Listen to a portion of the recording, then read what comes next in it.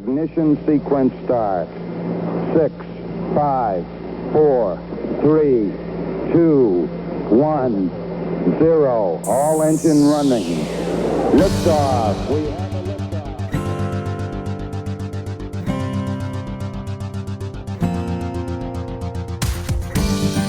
Welcome to the Journal of Space Commerce podcast. I'm Tom Patton.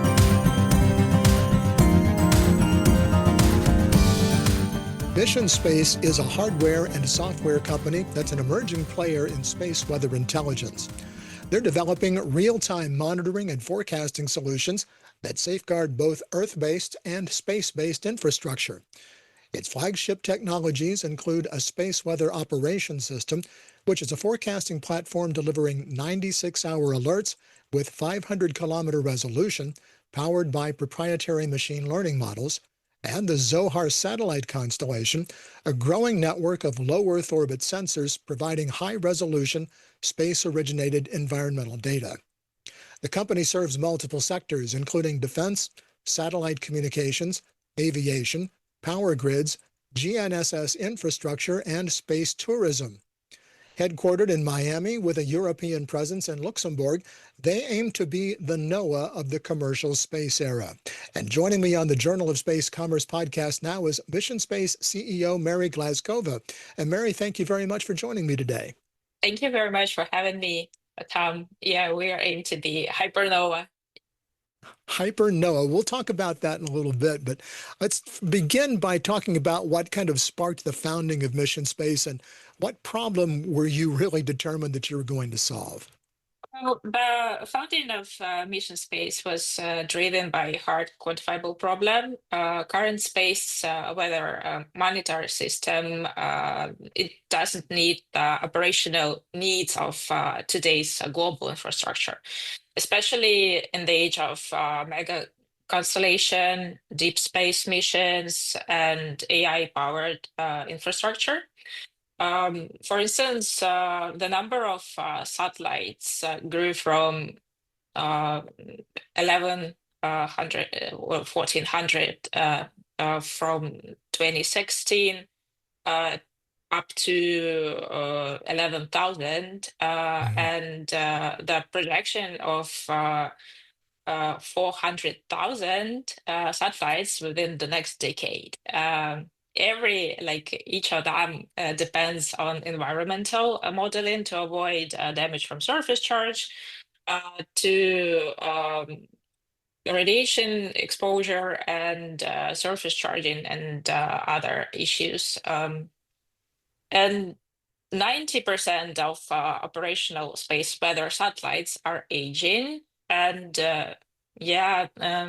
mission also rely on complex and expensive ground infrastructure that also fails sometimes. And what's important, there's no specific mission dedicated to capture complex real-time multi-point measurements of the polar cusp and the South Atlantic anomaly. Those are both critical regions for space weather dynamics. So then, how does space weather directly affect daily life on Earth that most people really don't pay attention to? Well, yeah, despite of sounding remote, space weather has immediate and very measurable effects on systems we rely on every day. Let's start with aviation. Solar storms, magnetospheric and ionospheric disturbance caused by solar storms, they disrupt high-frequency radio communications. And airlines like Delta or United, they sometimes reroute or delay flights due to the risk of the space weather.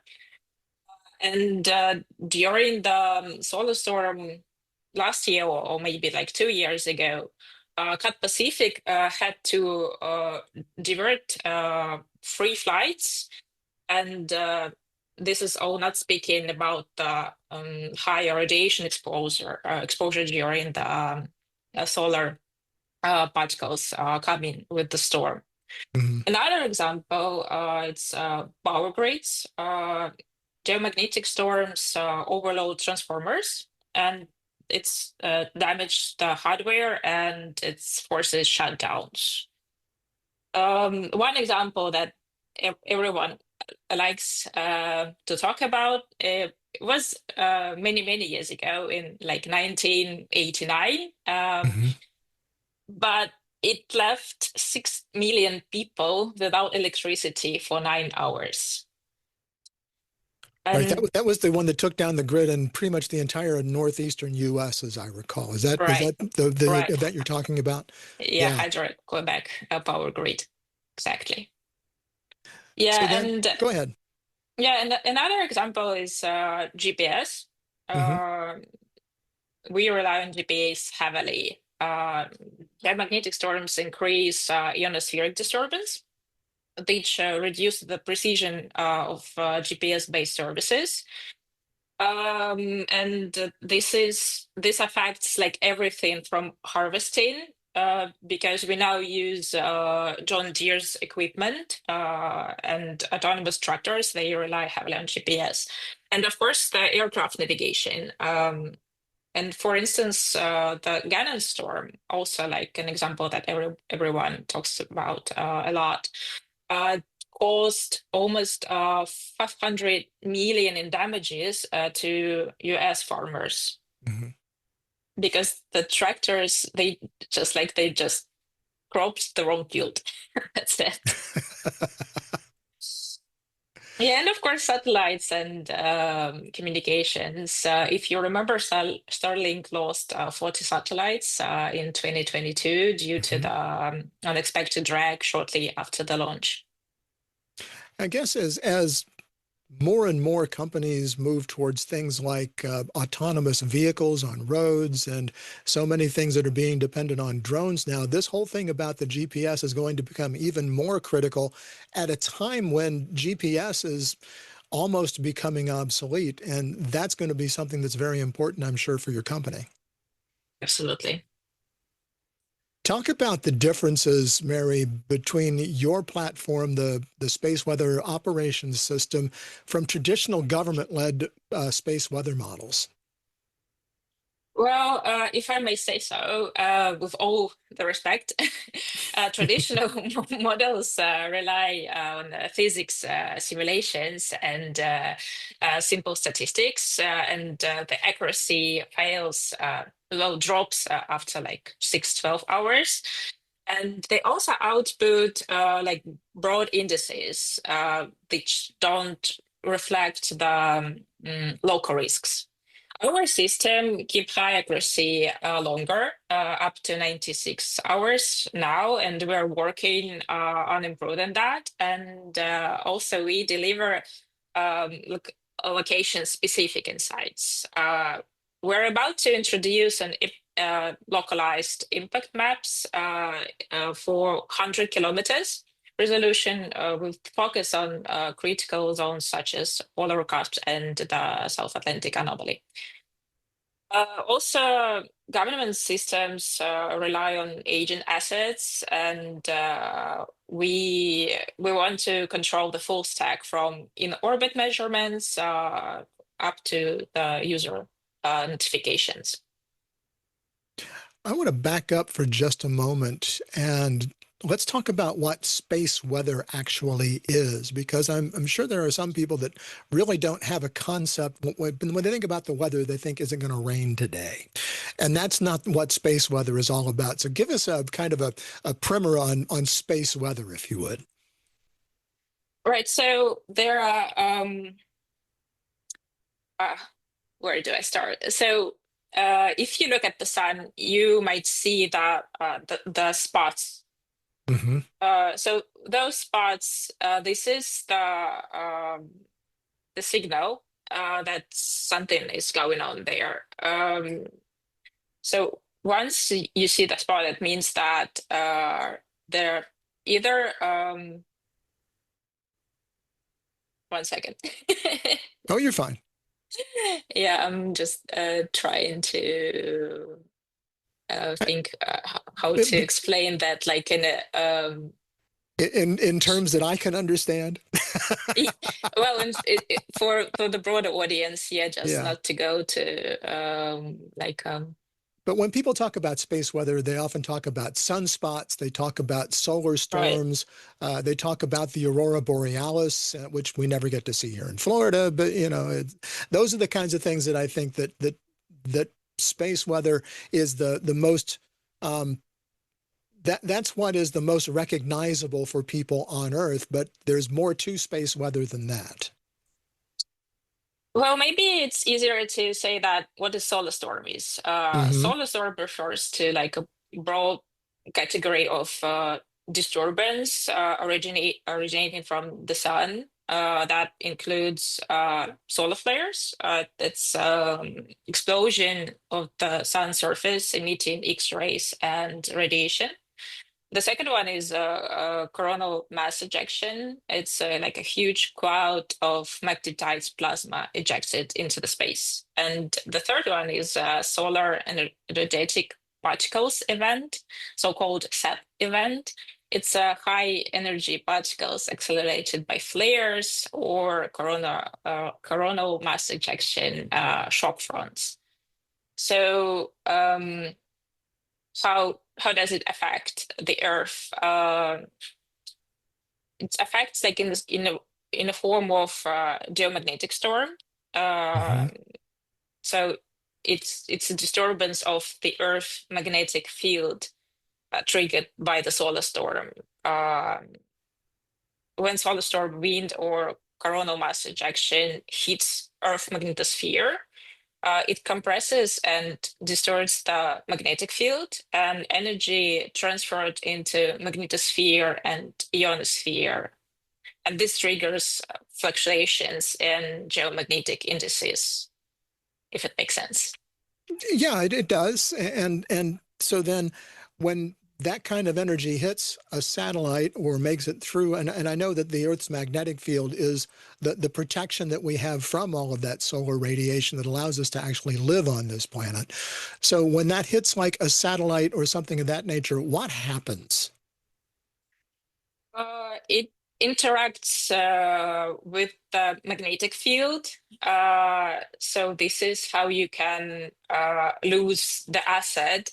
Or if we talk about radiation, and for instance, the crewed missions, the crew is exposed to the radiation that, of course, affects the health Mhm. directly. Let's go and talk a little bit about the Zohar mission and what kind of data you're collecting in orbit. So the current mission was designed to generate high resolution, low latency data streams. And I actually have the sensors here, so I can show them. This is a spectrometer. It measures the energy spectra of charged particles from mid to high energy. And alpha particles. It helps identify solar energetic particles, as I mentioned, SAP events in real time and distinguish between background radiation and storm events and classify the potential impact. And for And those of you listening on the radio, it's a little silver box about the size of a pack of cigarettes. uh, yes, it's very light and very small, and this is like we're proud of it. And this guy, it's a Cherenkov detector. It uses light generated by high energy particles traveling faster than light speed Hmm. in detector medium to measure flux levels and particle velocity profiles. These are crucial for quantifying high energy protons that can degrade satellites, electronics, or pose risk to aviation crews and the astronauts' health. And that one looks, if you've ever taken apart your computer, that looks kind of like the hard drive. All right. Yeah, so those are our proprietary sensors, and space weather sensors, they used to be like the size of at least like a huge microwave or even bigger. And those guys, it's 1 kilo, and it feeds small satellites. Well, Mary, then who are your current target customers and what problems are they looking to solve? Well, as I mentioned, like satellites and space traffic management companies, they experience the satellite drag and orbital unpredictability during geomagnetic storms. They lead to expensive re-entries or also to the complete loss of assets and poor collision risk modeling. They need high resolution, low latency, real-time thermospheric density and radiation forecast to adjust the maintenance and collision avoidance in advance. And also, as I mentioned, aviation, because flights can't go over the polar region because they will lose the communication during the solar storm. They need alerts like many many hours before the flight. Sure. Yeah, and again, power grids and government agencies, for instance, like NOAA and NASA, again, because their missions, they're past due, and they need the data and real-time data, so they can provide better products for those who rely on them. And of course, like lunar, Mars missions, supersonic and hypersonic missions, these systems face unshield radiation, surface charging, plasma effects, and critical communication risks during the space weather events. They need forecasting tools, basically, Sure. that work outside Earth's magnetosphere, and so they can adapt to the environment. My guest is Mary Glazkova, CEO of Mission Space on the Journal of Space Commerce podcast. Take a moment right now to click subscribe to be sure you don't miss any of our podcasts, or if you're watching on YouTube, any of the videos from Xterra Media. And please consider becoming a paid subscriber. Whether you're a space professional, an investor, or an enthusiast, paid subscribers have first access to premium articles and podcasts focused on the new space economy. Just visit www.xterrajsc.com and help keep the Journal of Space Commerce independent as we chronicle, cajole, and, when necessary, critique the commercial space industry. Mary, let's talk about your partnership with Contact Space and how that will shape your global reach.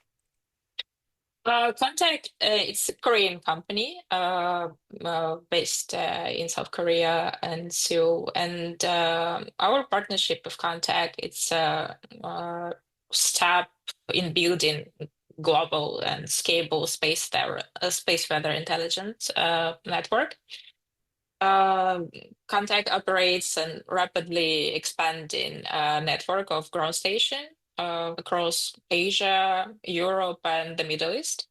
And for us, this partnership ensures first frequent downlink opportunities. In comparison, legacy missions often depend on once or twice daily passes. We are looking for 10 over 10 passes per day. And another thing is that with Contact, we can gather data on differences between the planned trajectory of a satellite with the factual one. Those differences can tell you if there's something going on there, if satellites were affected by the neutral density, and so they experience their atmospheric drag. Now, you also recently announced a collaboration with Starcatcher, which is an interesting company. I've talked with them on the podcast before. What are you going to be doing with Starcatcher?